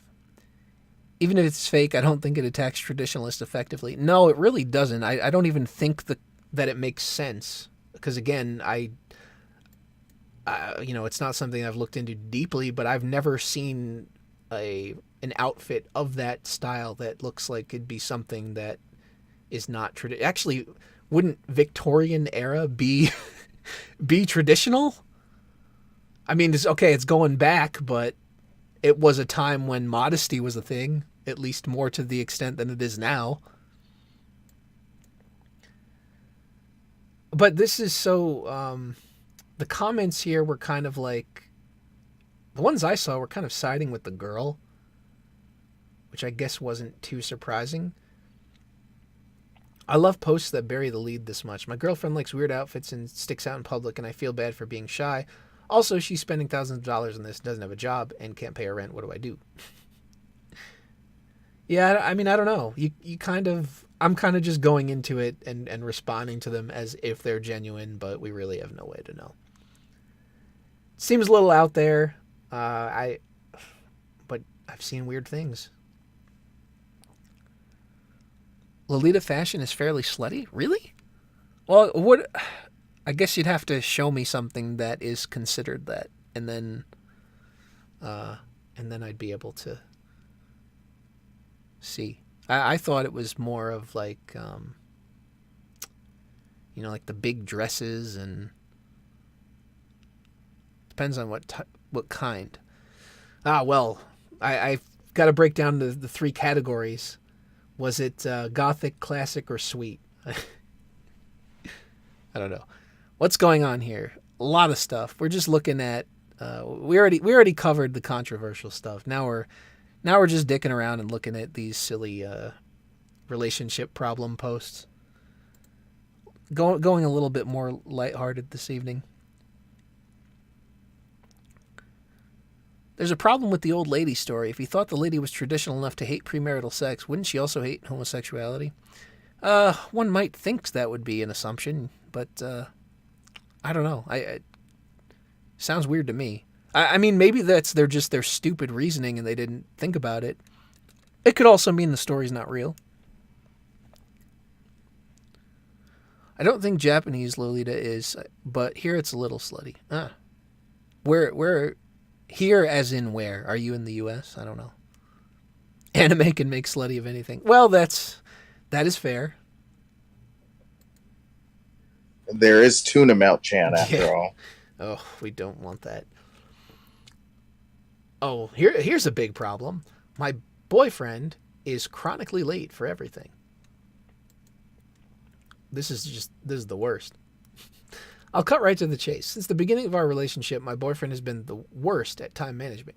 On our first date, which was at the beach, I let him know I'd be arriving a little earlier, around 11ish, to scope out the area and explore a bit. We agreed upon noonish, and he didn't arrive until nearly 3. Wait a minute. What kind of person, what kind of woman, like, sticks around for a first date and you make her wait 4 hours?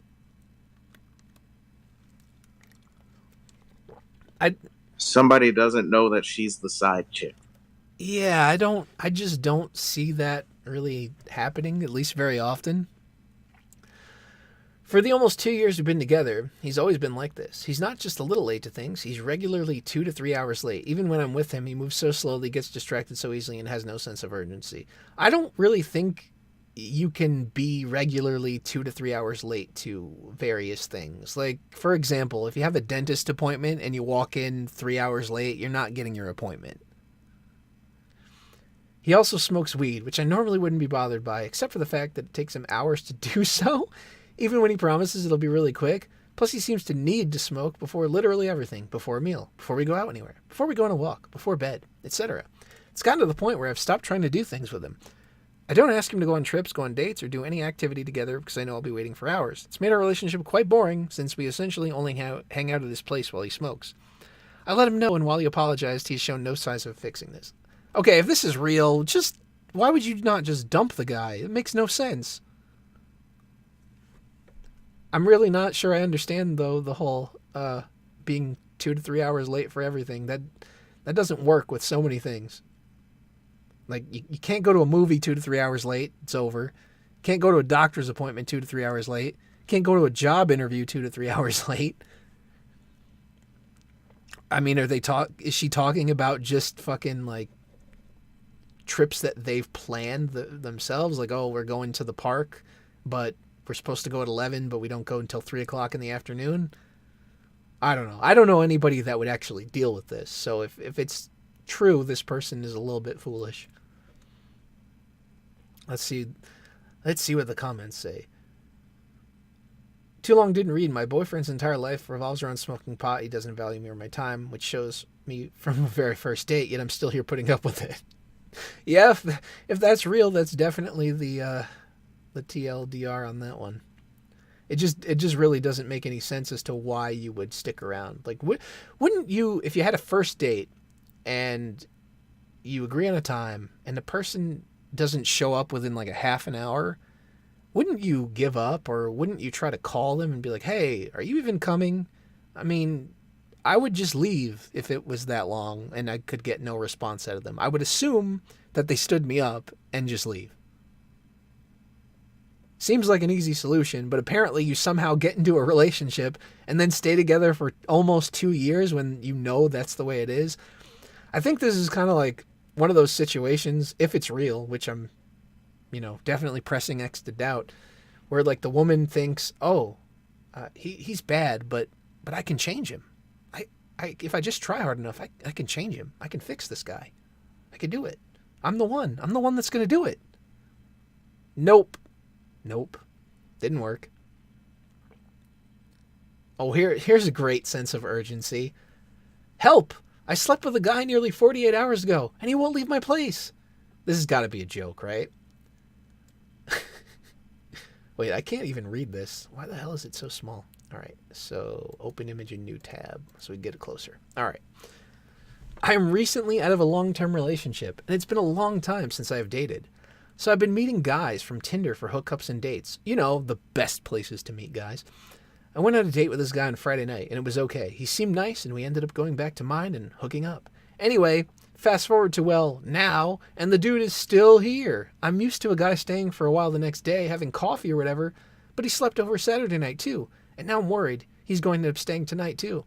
He's been here way too long now, and I have no idea how to get rid of him. He used my toilet, and I'd forgotten to put more paper in there. He called me to the toilet to give him some paper because he shit in my toilet. He shit in my toilet. Why is that in caps? Like it's a surprise. Like yes, if somebody is hanging out with you long enough, inevitably at some point they're going to have to take a shit. That's kind of how your body works.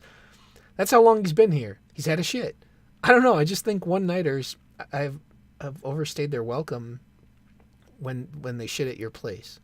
I've politely said on Saturday, I have a lot to be getting on with today, and I have some errands to run, but he didn't get himself ready to go or anything, and I really don't want to leave him in my place unattended. I even got dressed, put on my coat, and told him I was going out, and he just asked if I could grab him a coffee on my way back. I did say today that he should probably leave soon, as I need to get myself sorted for work Monday, and he just said, yeah, no problem. But that was 3 hours ago, and he's still chilling in my bed watching TV. I'm really worried now, because I need to go to work tomorrow, and I'm scared that he won't ever leave. I told him that I need to work Monday, and he just changes the subject and asks about my work. How do I get him to leave? I've been in situations before where guys have turned in a bad way when I've refused advances, not given them my number, etc. Only this is worse because he's in my apartment, and I'm worried that he might turn nasty when we're alone. Yeah, well, this is kind of why you don't invite strangers, right? This got to be fake, though, right? This can't be real. Probs worth noting that I suspected nothing at dinner on Friday night. He didn't seem like a weirdo or anything. Guess I didn't realize I'd be gaining a live-in boyfriend after one date and some drunk, mediocre sex. What is the best way to deal with all this? You know what's funny about all these, like, hookup stories that I read? They always mention how it was like, oh, it was mediocre. Well, if it's no good, why are you even bothering? I don't understand it. I guess it's because, you know, it's one of those situations where they want the prize with all the groundwork, but obviously it's not going to be any good. Sorry about the bad grammar, etc. I wanted to get an update out for people who asked. I decided to message a couple of friends who came over right away. The guy introduced himself really casually and started talking about his life and asking about theirs. I could tell they were uncomfortable, and the more assertive of the two said that we were going out. Does he want to share a cab? He said they needed some calls to make, and they would catch us up. My friend said, no, really, this is not your place, you need to go. Honestly, the dude stared blankly at me and was like, did you get them over here to say that? Why are you embarrassing me like this? He called me a bitch and said I had made him look like a weirdo. He got his shit together swearing and walked out the door. I'm so happy he's gone and grateful to everyone that commented with advice. Bit concerning that he knows my address, but my friends are staying tonight to be sure. If he comes back and swears like that again, then I think I'll call the police. Maddox, where are you? You know, I can't imagine. I mean, I guess I shouldn't be surprised because she's dumb enough to do this whole Tinder hookup with strangers, taking them to your damn apartment, you know, the first time you meet them. But I'm still almost surprised that you need to go to Reddit to ask this rather than just communicating with friends or, you know, a family member through like a text message or something if you're so scared. It could be worse. They could go to Stack Exchange. That is true. That is really true. I'm kind of blown away by the very... Here's the thing. Okay, so you have people that clearly have no communication skills, and yet they jump right into bed with a person, which, you know, that's like, all right, you don't have the communication skills down, yet you jump right to basically the most intimate thing you can do with another human being.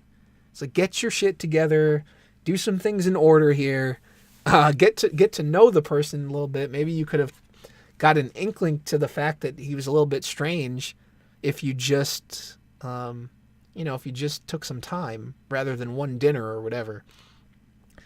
Could have just called the cops a day later and said this person doesn't want to leave. Yeah, that's another thing. You don't even have to annoy your friends. You could just simply call the police right away. But I think there's this, I mean, I get it. All right. Oh, I'm scared. There's this man here or whatever, but you already slept with him. But yet you can't talk to him. That just never sits right with me.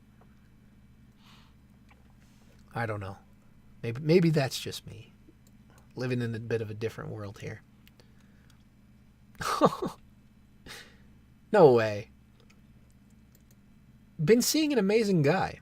Only problem is that he doesn't believe in dinosaurs. Uh-oh. This sounds silly, but it's been a real issue. This guy's almost perfect. Our personalities fit so well. He's funny, very lovable and caring. I've never met someone whom I connect with this much, just him. The problem, though, is that he can be a bit off. Let's see. When it comes to conspiracy theories, He doesn't think dinosaurs are real. He believes that all of those before Homo sapien fossils are fake, that the moon landing is also fake, etc. I'd want to say I'm a pretty open-minded person, and even though we agree on a lot of things, there are things like these that are just off. Honestly, this guy is just too amazing that I might be willing to let those pass, but what do you guys think? Someone says, I don't think it's silly, I think it's the tip of the iceberg. And someone else said, the tip of the meteor.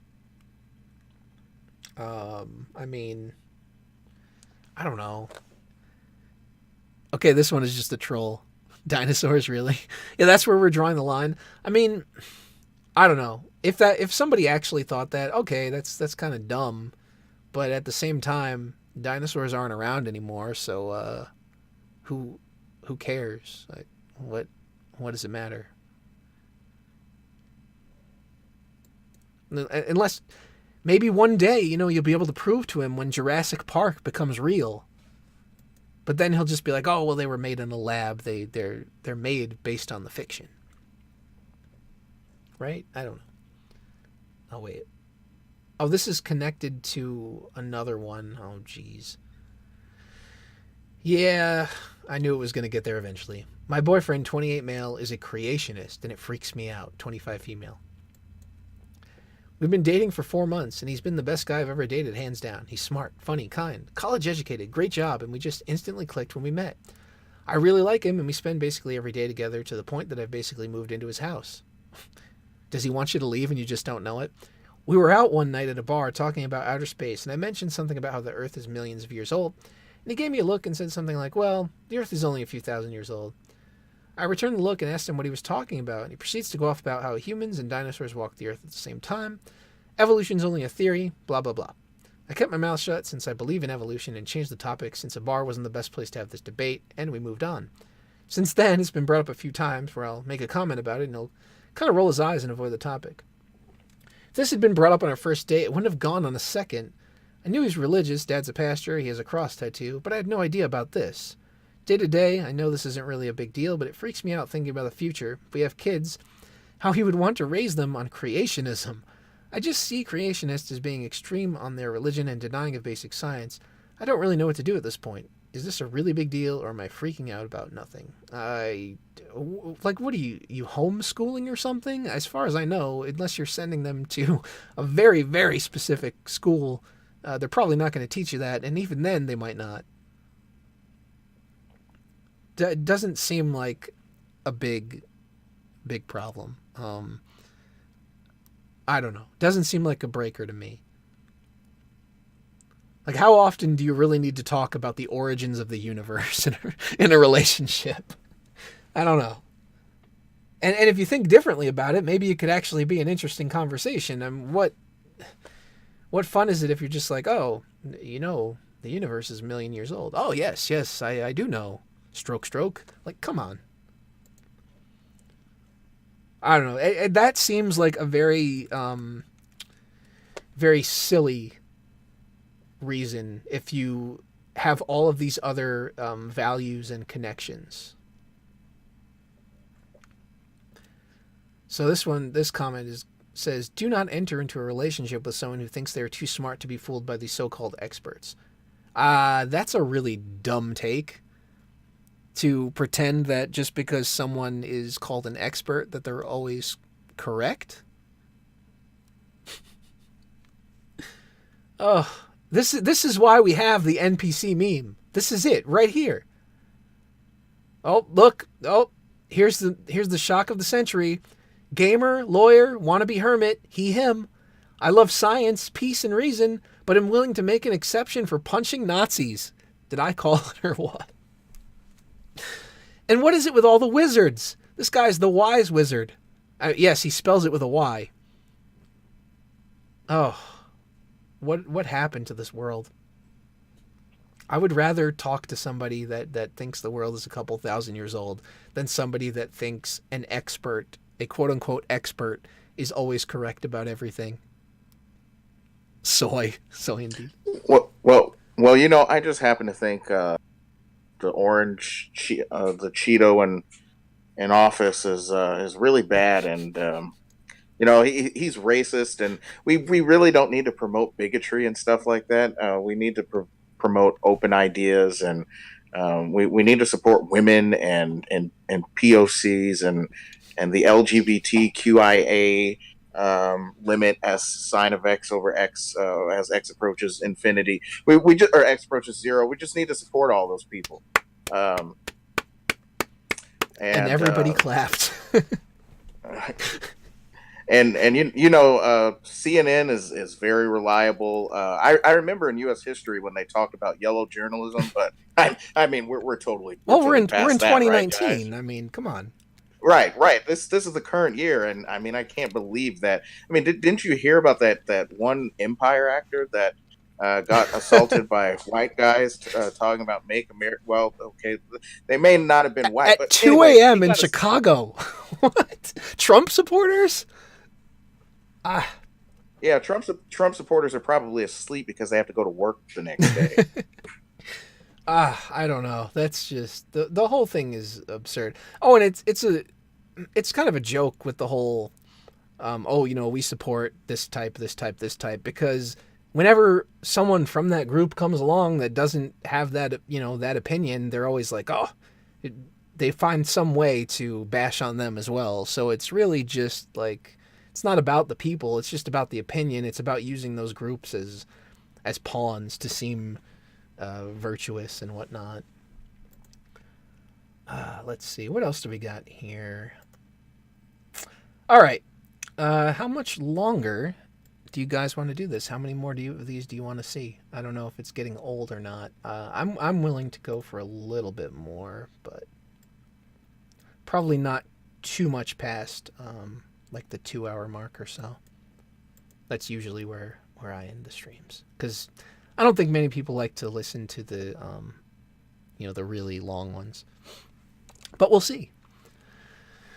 Let's see. My girlfriend. Oh, this one's kind of messed up actually. It's sort of dark. My girlfriend is refusing to talk to me because I pretended to be dead after a car accident. Let's see. Late last week, my girlfriend and I were on our way back from a dinner with her parents. She was driving, pulling away from a stoplight. The 2 cars next to us slammed on their brakes, but she didn't in time. We got hit by a drunk driver going 15 over the speed limit right on my side. The impact was brutal, but I knew right away that I was fine. We were in her 2018 BMW X6. This story already had problems when he said she started driving. Uh-oh. I have no idea what made me do this. Maybe it was the shock from the crash and having my entire world rocked in a flash of a second, but I decided to hang my mouth open and contort myself against the intruding door. When my girlfriend looked over, she was horrified and screamed nonstop for what felt like an hour. After a minute or so, I snapped out of it and said, "Gotcha." She instantly broke down and was inconsolable. After we were both given the all clear from the hospital a few hours later, she refused to talk to me. It's been days now. She still won't speak to me. I know it was weird. I have no idea what made me do it. I wouldn't have ever done it normally. How can I salvage this? I don't know if you can. Oh, that's just such a stupid thing to do. Oh, I actually did comment on this one. All I said was good luck, pal. But yeah, Thomas had never seen such a mess. Why would you do that? I mean, I guess you could try to use the excuse of I was in shock and wasn't thinking clearly, but really good luck on that one. I don't know how many people would buy that. Maybe you need to go to couples therapy or something for that one. That one was rather short, though.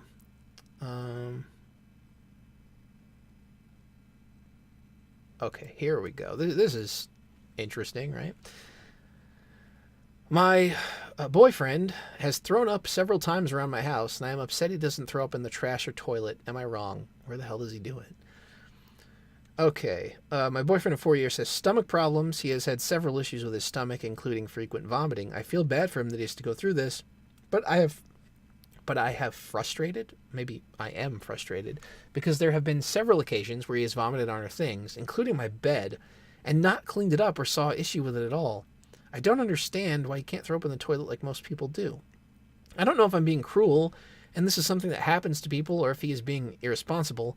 Please let me know what you think about this. I need advice if I should step back or if I'm right to be angry and upset. What? Like basic hygiene and cleanliness? I think there's an update. Okay, so Oh, here's some. I guess they're just comments. Are you sure you're not dating a cat? While I laughed at this, my 2 cats puke maybe 2 to 3 times a month between the 2 of them. My cat I lost a year ago had GI lymphoma and IBD, and even he didn't vomit this much. He was like a once-a-week guy. Sometimes we'd have a bad day. And while there's jokes and cartoons about it, if you have a cat that's puking all the time, it needs a vet. That's not normal even for a cat. Usually it's something simple like hairballs or a food intolerance, but it needs to be investigated. Yeah, but also not normal is a human vomiting 2 to 3 times a month and then not cleaning it up. The question of whether this guy is actually a cat is totally valid.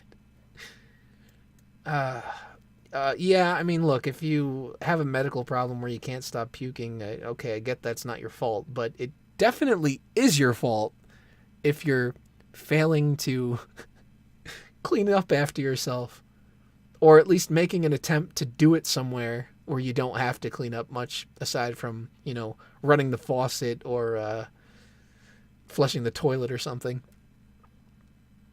Might want to check if he's fucking dying. Yeah.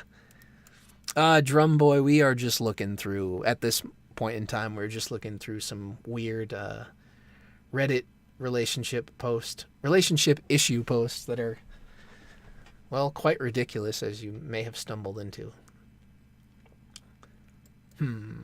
Oh, here we go. My boyfriend is helping another female try to solve an issue where a guy posted her nudes online by checking the site for her constantly. Am I wrong to be bothered by this? Basically, a guy friend told my boyfriend that this woman's nudes were found on a website. My boyfriend, who hasn't talked to her supposedly in forever, messaged her and now got involved in this situation. She was supposedly not on a computer and couldn't access the site, so she asked him to keep monitoring it for him.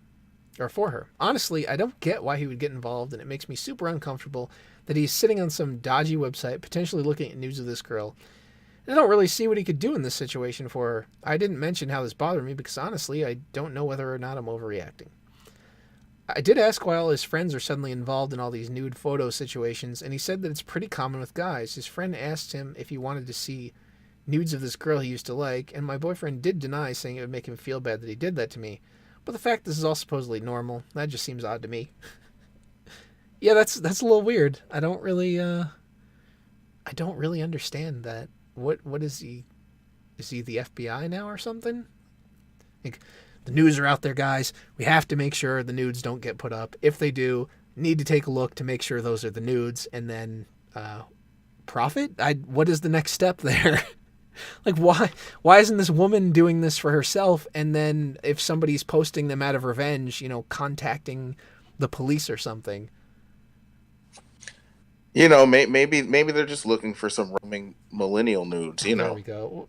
Take a picture of your vulva. Just send it to me, and I almost was tempted to touch on that just a little bit tonight, but it's so damn stupid.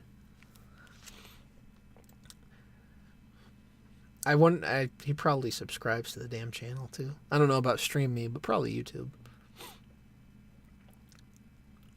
But let's just say that there might be a very stupid stream coming up. I don't know if we're going to do it yet or not. I'm really not invested in the topic, but it's absurd.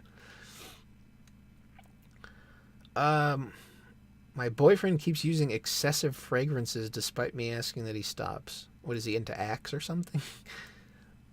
I moved in with my boyfriend about 2 years ago when we moved states. When we moved out, I started having breathing problems where I'd get sick all the time and was always short of breath. In this time, I've been tested for everything from allergies to valley fever to cancer. Now the doctor seems to think that it might just be adult onset asthma, but with some atypical symptoms.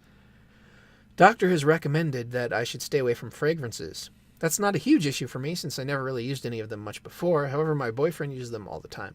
He doesn't want to take out the garbage, uses an air spray or a scented candle. He doesn't want to shower, air spray / cologne. Hasn't done his laundry, air spray / cologne. Bathroom, air spray. Farts, air spray. Basically anything that doesn't smell good, he uses some scented thing to cover up. What is up with all these weird hygiene issues?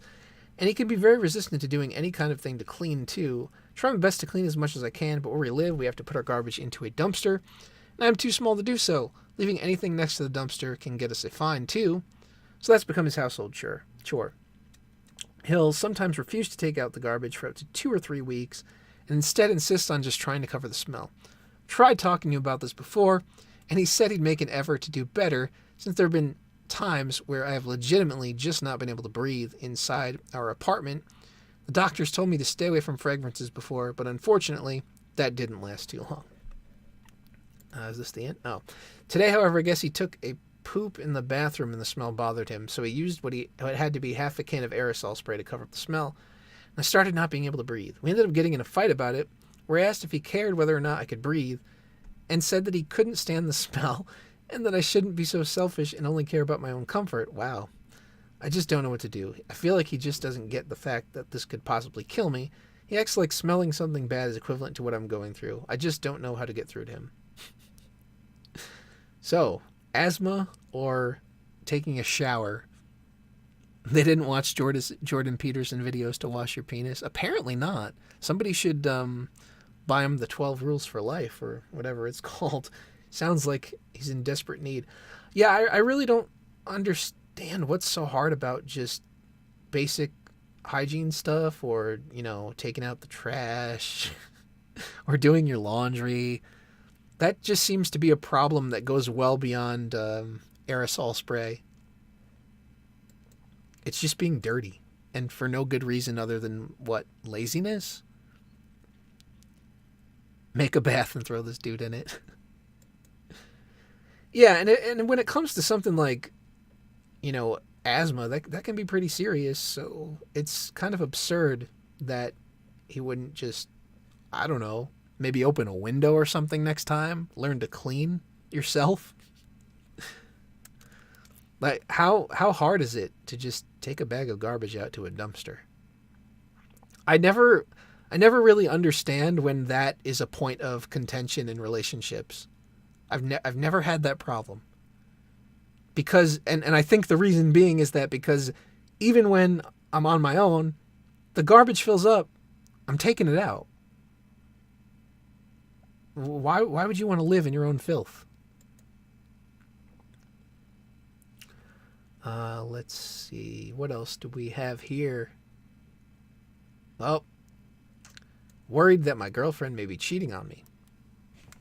But first, let me get a sip of water because my voice is starting to give out just a little bit.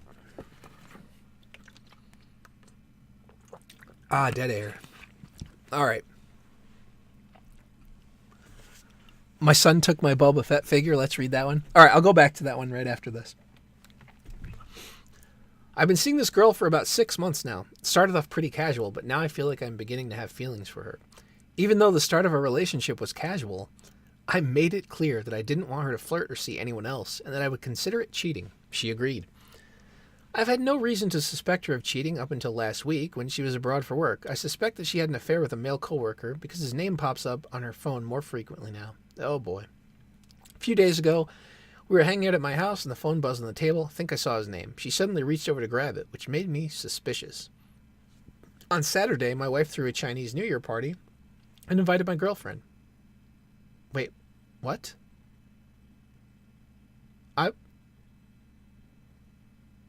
My wife threw a Chinese New Year party Invited and my girlfriend? Okay. All right. Yeah. Okay, sure. Did we just lose the plot here completely? Because where did the wife thing come in? Like, when did you get a wife? And how is your girlfriend cheating on you if you're cheating on your wife? I'm just going to pretend that we didn't completely go off the rails here and try to finish this. Said coworker was also present. Towards the end of the night, I caught my girlfriend putting her hands on the coworker's shoulder while laughing, plus other flirty gestures. I pulled her apart secretly and accused her of flirting with another man in my own house. She denied everything and told me I was making a big deal of nothing. Am I right to be suspicious? They did appear to be flirting quite heavily. Let's go to the next thing and see it. Wait, what the fuck? You have a wife and a girlfriend? It's complicated, but yes, don't think too much about that part. Don't think too much about the bombshell that I randomly threw in there. Sounds like a definite you problem. In what way? Meaning no one is going to feel sorry for you here. Guy's a cheating scumbag, my bad. Actually, wifey doesn't know, but that's okay. Having mistresses in a marriage isn't exactly a new or bad thing. What? Oh shit, yeah. Sorry, bro. I'm checking it checking off this one. I don't support cheating. Only thing I can say now is hope she does cheat on you and you can get some karma back. Otherwise, good luck for your wife's sake. I hope she finds out and takes you for everything you're worth in divorce. Thanks, it's not for everyone and I get it. Wish I didn't mention I had a wife in this post. Ugh. But yeah, if wifey leaves, then I'm fucked because she'll take the kids. But hey, that's something to worry about another day. Way to be positive, mate. What? Wait a minute. Okay, so look. Even if we go with the premise here that you have a wife, you also have a girlfriend, and then you're worried that the girlfriend is cheating on you with someone else when you got involved with a woman that has no problem getting involved with a married man. Do you not see the problem here? This is crazy. Oh, never mind. This dude is a total troll. Yeah, I mean, it could be. I guess the username might give an end to that, but then at the same time, I mean, how many times do you read like weird or hear about weird situations like this? I don't know. If it's real, definitely a scumbag move. If not, I guess here's that attention you ordered meme. Insert here. Okay, well, let's get to the Boba Fett figure. Wait, this is an update to it, though. But what about the original? Let me go to the actual Reddit post and see. Huh. Alright, well, let's just take a look. It's just an update, though, so I don't know where the original is, but we'll see if we can maybe understand what the origin of the story is. So, oh wait, you know what? We can figure it out. We can just go to the guy's account and see. Ah, here we go. All right, my son stole a rare toy from my brother. My brother is refusing to take it back and is threatening to get the police involved. What do I do? Right now, my brother is threatening to sue me for my son taking a figure from his collection and get the police involved. Here is the story. Last week, my brother invited me and my family over for dinner. While we were there, my son asked to see my brother's collection of toys and figures. My brother has spent a good deal of money on this collection, and from what I know, it's one of his biggest hobbies. Well, after dinner, we left, and everything seemed normal. Well, until yesterday. My brother called me up furiously and told me my little shit stole something from his collection and needed to return it immediately. I honestly was upset at this, but if my son had taken something that was wrong, especially if it was from my own brother, well, it turns out that my son slipped away during dinner and took a Boba Fett figure from his collection. He confirmed it because he has footage from his porch camera of him taking it out to the car. I was furious and took it from him. Here's the problem, though. After I confirmed with my brother it was his, I found out that my son had removed it from its packaging. Oh. Apparently the figure is almost worth $2,000 in its package and almost nothing out of it. So my brother broke down over the phone and refused to take it back before hanging up. Well, he just called me again today and said he wanted me to pay for a replacement immediately or he will get the police involved and sue me. I told him I would help pay for one, but not fully, to which he said not good enough and hung up. Honestly, what are my options here? I can't afford to pay him back right now. If he does go to the police, will my son get arrested? He's only 15. Only 15? Does he not know better at that point not to take a figure from his uncle's house and open it? And come on now. That's like a weird... I mean, all right, maybe you could say, oh, you're my uncle, your brother's being petty, it's a figure, but to be fair, $2,000 is quite a bit of money. And just because it's applied to a toy doesn't mean that it's any less of a theft. It's very wrong of him to do, but I think my brother's overreacting. What can I expect if he does take me to court or call the police? Honestly, that's like, I'm not taking... Why wouldn't you just say, hey, son, it's time for you to go out and get a job at McDonald's and pay your uncle back? Does anybody not think of that? Now it's like, oh, I'd rather have a lawsuit with my brother because I can't pay him back? Come on. So, here we go. Unrelated, but a quick Google search doesn't show any inbox Boba Fett going for more than 500 or so. So your brother may be overvaluing his toy. Oh, I stand corrected. There is a one worth... Let's see what it looks like. Oh, it's like an old school one. Yep. What year is that from?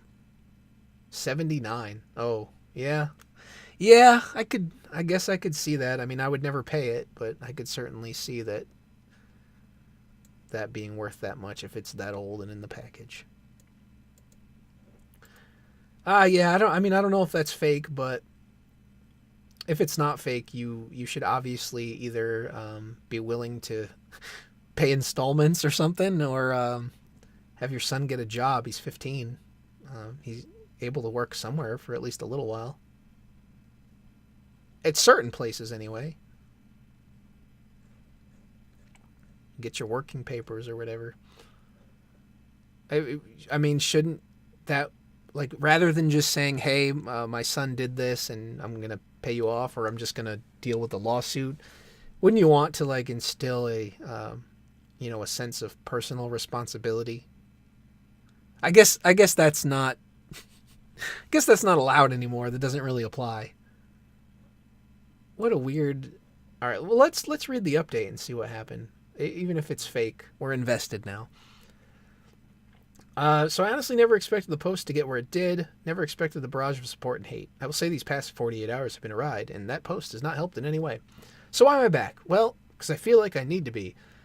I'm not here to give some apology to a bunch of internet strangers for how I acted or seek validation. Okay. I'm here because I feel that for myself, I need to admit my own wrongs and move on to a better place. So I want to talk about some things first before I get into the update. Wait, he's not here to make apologies to random internet strangers. Not at all. Well, I'm out. Yeah. Guys. Screw all of you. I'm out.